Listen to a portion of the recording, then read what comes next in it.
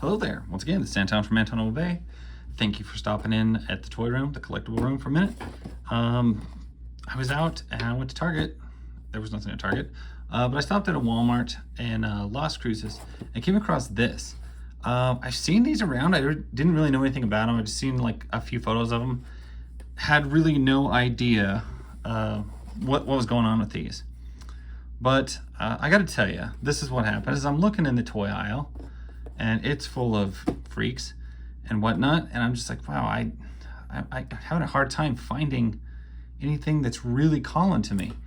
And I saw Transformers RED sound or Shockwave, and I was like, ooh, that looks really nice. But I was like, damn, it is $26.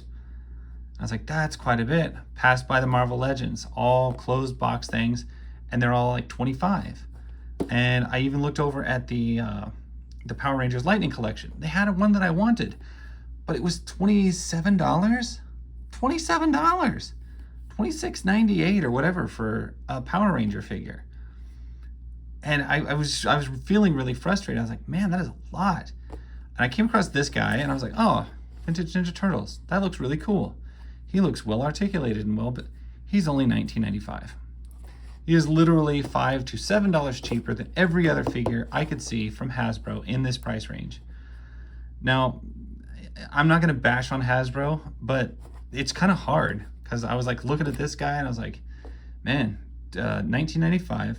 It's a Playmates Toys. I can see it. It's in a nice box, as opposed to like the last Hasbro figure I bought, which was the Dungeons and Dragons figure that I couldn't see. And she snapped right out of the box, and she was $26. So yeah, is price and packaging kind of an issue sometimes? I'm thinking so.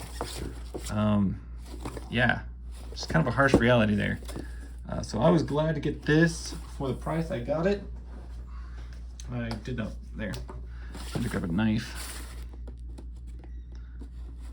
But so yeah, I wanted to crack this thing open because I don't know. It seems like, okay, if Playmates, a smaller company, can sell me this guy, an obscure character, for $19.95, Hasbro, why are you trying to charge me $25, $27, whatever, for a figure in the same scale that is full of reuses and everything like that? It's just, it was kind of a wake-up call. I was like, you know, a lot of people really bash on Hasbro, and I've always been happy with Hasbro, but I'm starting to see kind of why everybody is starting to complain. If that's how it's going to be, that's kind of tough to go along with. Holy crap. These are actual zip ties holding this guy in here. How in the world?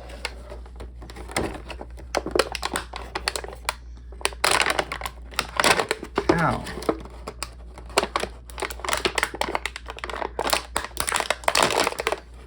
If I stab my table, I'm not going to be too upset.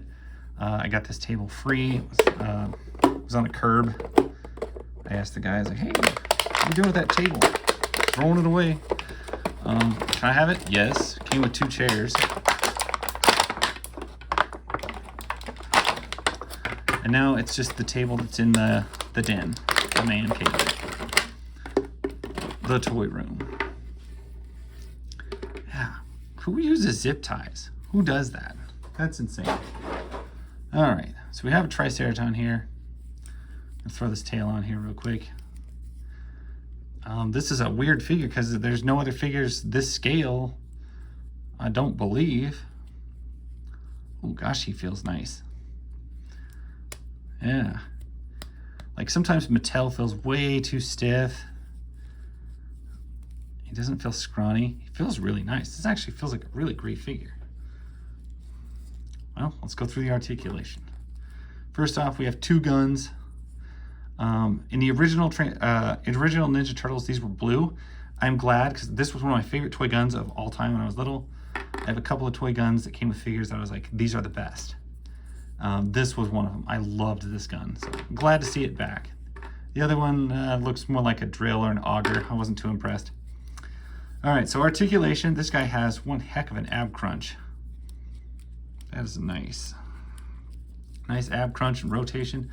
You don't need a waist pivot because you have that ab crunch that is sitting a little bit low. Just for that, you got nice beefy ball joints on the shoulders with a nice range to them, like really nice. Upper bicep cut, double jointed elbows. They feel really solid, really firm. You get a wrist pivot and a rotation. Pretty standard stuff for what you would expect from a figure. I mean, except for the double jointed elbows, that's not on everything. But, you know, there's a lot of Hasbro stuff that doesn't have double joints. The tail rotates. The head, what is the deal with this head? It rotates, but it feels like it nods a little bit. So there's a little bit of tilt to it, but not a whole lot. Looks like a ball joint type thing up there in the hip. Doesn't kick forward too far. Not a lot of rotation in the hip.